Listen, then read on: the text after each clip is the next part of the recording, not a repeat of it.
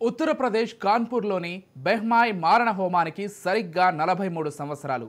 బందిపోటు రాణి ఫూలన్ దేవి ఆమె గ్యాంగ్ కాల్చి చంపిన ఘటన యావత్ దేశాన్ని కలవరపరిచింది.